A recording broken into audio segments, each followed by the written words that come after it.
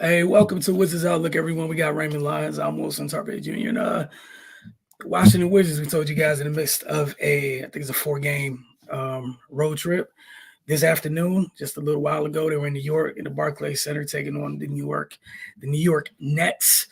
Those rebounding issues we saw kind of rear their ugly head against the Hornets. They played a big role in this one tonight.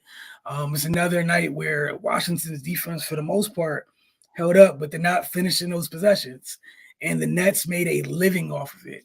The other night, Mark Williams single-handedly went. They added a couple more rebounds to because the stats were glitching out the other night. Tonight, you had 3 different Nets players record double digits in that category. Um, 2 of them were bigs, the other one was not. But for Washington, it was another tough one where, for the most part, you took care of the ball. However, they had several of their turnovers come late. So while you did keep the turnovers down, yours were more costly, proved to be more costly than the Nets, even though the Nets turned it over more. But Ray, just your thoughts on a tough one. Yeah, again, they snatched defeat from the jaws of victory. Like they went up by 5 with about 3 minutes left. They lost the last 3 minutes, 15-2, and that'll do it. Um, yeah, that's tough, man. They got to get tougher on the inside. They got to rebound. Uh, like you said, man. Aside from the first quarter, their defense really really did hold up for the most part, but they just weren't finishing off defensive possessions by securing the basketball. And it's not over till you get the ball back. Um, like they forced 18 turnovers, 14 of them were steals. Like so, they were active on defense. For once, we don't have that to complain about. They just didn't rebound. That's just toughness, man, and wanting to fight. And yeah, for the second night in a row, it proved to be source of their demise. That's got to be tough. Especially in a game where you're not shooting the ball really well. And neither did the Nets, but you're giving them extra possessions and second chance points, and that covers up a lot. For the Nets, they're turning the ball over like crazy. They're not shooting well, but they're getting more opportunities. At some point, math is math, and yeah, and that was all she wrote, man. And you brought up those late turnovers, like those were crucial, man, and that kind of sparked the Nets' run to put the game away. Um, yeah, Tyus Jones, this is probably his worst game of the season. Uh, on a positive note, Koulibaly, this is probably his best game of the season. He was amazing. Um, and that's good to see from him. Even amidst everything that's going on, he's still developing and progressing. So, that's good to see. But overall, man, they got to be better. Mainly looking at Kyle Kuzma and Jordan Poole. If it was one thing we were counting on from them, it was explosive scoring, and we haven't seen it yet. So yeah, well, what are they here for then? Because they're not defending. Um, so that begs the question, man. Who's going to step up and be leaders of this team? It was supposed to be those 2 guys, but also for the second night in a row, the bench kind of came in and and cleaned up the mess. And that can't be the case if this team wants to have any level of success. Shout out to them for always being ready, but yeah, it was a real slow start. A 30 to 15 first quarter. The bench came in and woke that thing down and made it a game. So yeah, the starters got to be better. Denny started off well, but outside of him, he had no help, and it was getting out of hand until the bench came in. But yeah, man, another tough one. If you get blown out by 30, it just wasn't your night. But in a game where, like I said, man, you're up in the closing minutes and then you fade away like that down the stretch, yeah, makes for a long ride home. Yeah, and that's the second game in a row we've seen where while Charlotte and the Nets are different, what they do have in common is obviously, rather bouncy bigs, but they have a relatively decent size on the wing. And that's back-to-back games where Washington starters have struggled a little bit with it. And again, to their credit, both of those games ended up being pretty freaking close. But the second chance opportunities, like again, as you said, the second chance opportunities were everything. That's back-to-back games surrendering 20 plus offensive rebounds. I don't care who you are. That's tough to overcome. That's very tough to overcome. So you're playing defense at least twice a possession for several possessions. That's tough. We know how the rules are in professional sports right now. It's very much catered to the offense. It's hard as hell to get stops, no matter what sport we're talking about, right? So you have a sequence where ideally you get 3 consecutive stops, or you're playing defense to the level of getting 3 to 5 consecutive stops, but they get extra opportunity. You're giving professional players extra look. Sometimes that second look's cleaner than the first look. More often than not, the second look cleaner than the first look. You have Mikal Bridges tonight as 27 and 13. The 13s was stood out the most. He did not shoot well. That 27 did not come from someone who was just on a heater. I think he came on 29 attempts. Like, for the most part, if someone's best player has 27 on 29, you would think you did a relatively good job, and you're gonna check that box like, hey man, it was tough for them. But you don't throw in 13 rebounds, some of which were offensive, and it's tough. The late turnovers definitely hurt, but I'm with you though. It's encouraging at the bench. Like it looks like that group, I hate saying bench or that second unit is really becoming more and more consistent now that Landry's back. It feels like it's more complete now. And then also agreeing with you, it's hell of a night from Bilal. Like we can look at each game as, we can be hyper focused on each individual game, but to be honest, we knew what we were coming into this year. It's about the big picture. That's a heck of a step. Was it 18.7 rebounds, 3 assists, 4 steals, and he shot well. He was 7-11 from the floor. So, obviously, you would have liked to get a win in addition to your first round pick having a good complete game, but that just wasn't to be today. As always, I gotta ask, player of the game. I go Mikal Bridges, man. The thing that's definitely stood out to me was the 13 rebounds, from perimeter player. They just saw that it was an advantage in that space, and he attacked it. And kudos to him, man, because like you pointed out, he did not shoot the ball well at all. But the continuous second efforts. If he doesn't have that, then we could be having a different conversation right now. But yeah, I'll give the Bridges for tonight. Yeah, that's where I'm at too. I expect 13 rebounds out of Clax. I can even digest 12 rebounds from Day'Ron Sharpe. The 13 from Mikal Bridges, come on, man. And then 4.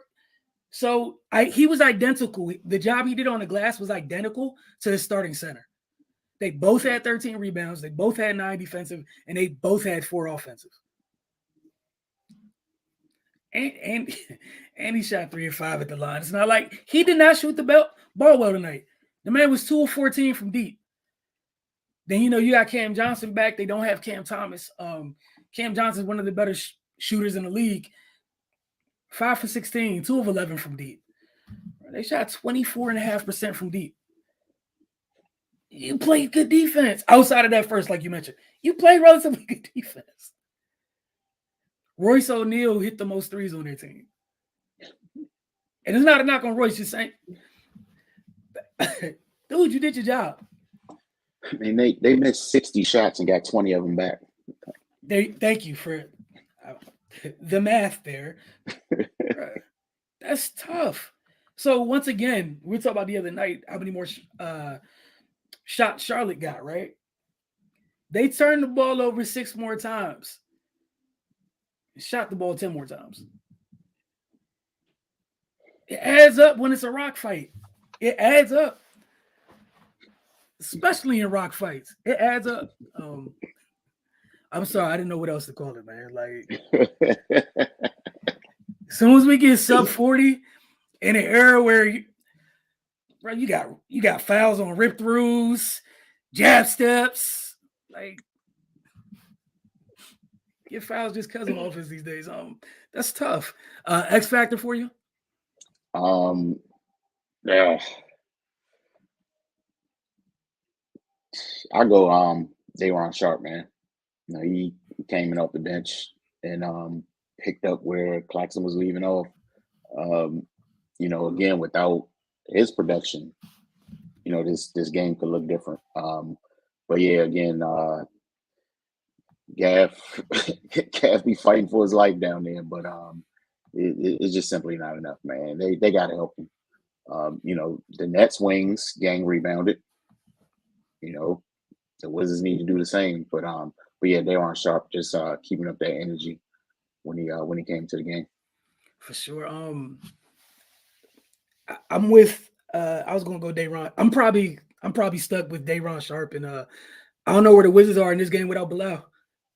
That 20 points was huge tonight. I'm sorry. Rock fight, kid comes off the bench, gives you 20. Not 10 or 12, 20. And you needed it. Like, you needed every bit of it.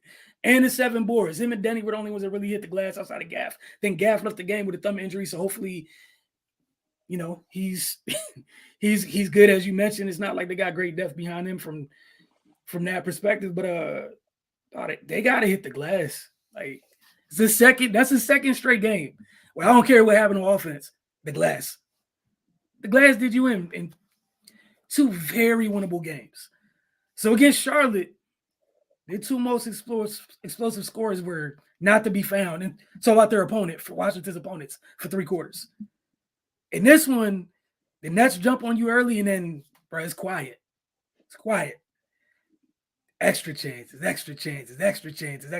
and we are where we are. All right, tomorrow night, things continue for them. They are taking on Toronto.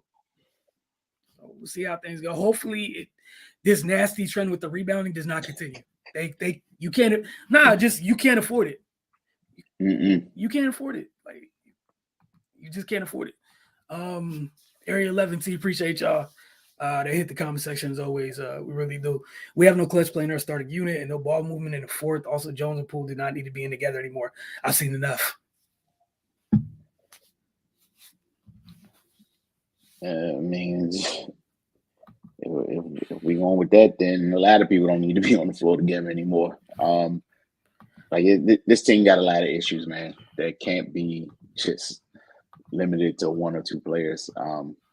Everybody's got to be better. But no, I feel them. 2 kind of small guards that don't defend rarely works. So here we are. But my rebuttal to that is, what else you want to do? I mean, you could start the youngins. They seem to have much more fight, but yeah, they just in a bad spot right now. They just need to play better overall. Yeah, and again, just looking at these last 2 games, my whole thing, if you're out there, everybody needs to put a body on somebody. Just being plain, like, just being honest. Everyone needs to put a body on somebody when the shot goes up. That's it. There's no Orlando Dwight Howard here. When the shot goes up, 4 people leave. Because that's how they leave the gap down here sometimes. Like, big fella got it. Everybody's gone. Like, what are we doing? That's not what that is. Everybody needs a board. Like you said, Mikel's a 2, 3, whatever you want to call it. And it's not like he's a 6'8", 6'10", 6'12", too. Right? He should have had 13 rebounds. Like, how are we supposed to trade some of the vets? We clearly need them. Again, that's why look, man, this gonna be part of it. These last 2 games, they need to box out. We talk going into the season what things would look like or what the ceiling might be if they do things. They have yet to show that they can consistently do the things they need so that the margin for error remains slim. that margin for error is wide because they're not taking care of those things they need to take care of. Like, you're not going to win a rebound in every battle every night. You can't be down 20. You know what I'm saying? Like, you got to help yourself a little bit. I'm cool with you not winning the battle, but if you lose by 10 and y'all both have the same number of offensive rebounds, that hits a little different than you getting mangled on the boards, man. Like that's the problem. Is 20 offensive rebounds. Y'all both got 20. We cool. We talking something different. It doesn't matter. Then both of us being upset at that number or being offended at that number doesn't even matter. But right now that hurts, man. Here Anthony Tony making his appearance. I knew you was about to pop up soon. I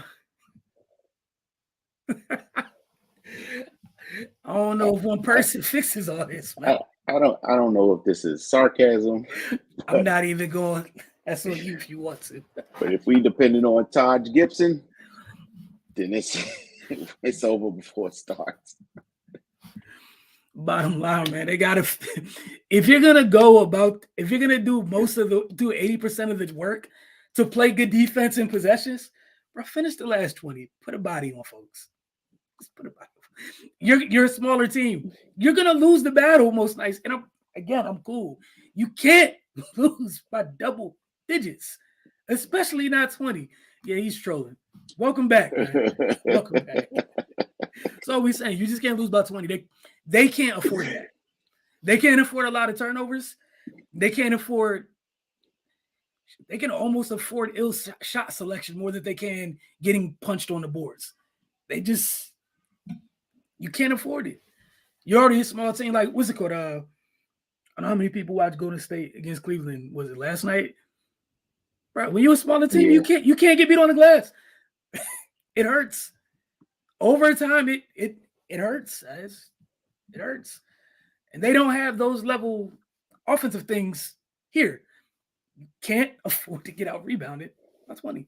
Is that simple? They got Toronto tomorrow, and I would hope that this trend doesn't continue tomorrow because Toronto's not as big as Charlotte. You know, I think they got Pirtle, then after that, they got some athletes for sure, but it's they do got a lot of length, but still. It should be folks that are easier to box out than, like, they didn't have an answer for Mark Williams. Mark Williams was just on some, there's nothing you can do. So where's Muscala at? I mean, Gallo's playing well off that second, like right now, Gallo's playing well. That second unit is, what is it? Gallo, Kispert, Bilal, who else is Shamit? And DeLon, but it's the first game without DeLon too, because he's hurt. But typically DeLon. So I think Gallo's the big for the most part. We've seen Muscala in little bursts this season, but I think it's typically when Gaff's hurt, then we've seen. But I mean, Gallo's been solid, so I think that's why he gets the first crack off the bench, big. But Muscala doesn't change the fact that everybody not named Big needs to box out. Like, 13 rebounds to a shooting guard is not right. That's something that you should be able to control a little bit better. But for Ray and myself, we will. Hold on, we got one more comment. For sure, definitely prayers up for Kelly Oubre. Oh yeah, that was a horrible situation. Appreciate you, Anthony Tony, for that. Wishing him a speedy recovery, and he got off to a hell of a start this season too. But for overall health, wishing him a very, very speedy recovery. Basketball aside, that's a crazy situation. I think when everybody heard it, just crazy as a whole. But we will see y'all tomorrow night. Wizards, Raptors. Y'all have a good one.